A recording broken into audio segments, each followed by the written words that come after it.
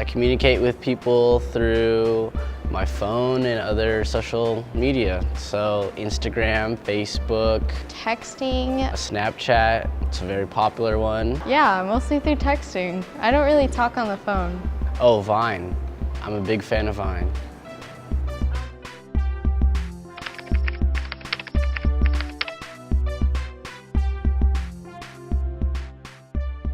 I think social media has vastly changed the way we communicate. We no longer emphasize having a tangible community and that we've become obsessed with a virtual community.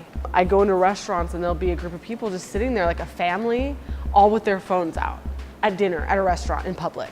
As a photographer, I think that that's a bummer because there's so much around us to be seen and to be appreciated. So I try not to stay down staring at my phone too much, although it is tempting. Because people can communicate instantly from across the globe, messages and ideas and thoughts are shared much more readily, whereas 20 years ago, it took a lot longer for a thought or an idea to be shared.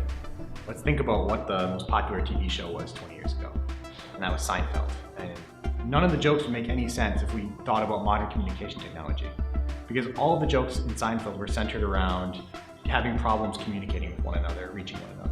How many of you guys want to use a phone in a classroom?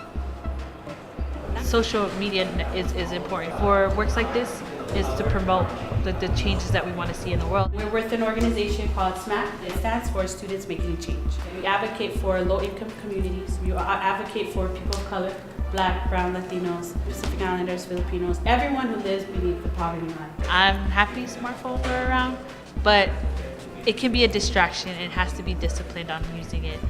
Instagram makes a lot of sense for me. It's great to communicate through images. That's my preferred way of communicating. And I love taking photos of San Francisco and places that I go to and sharing them with my friends and followers.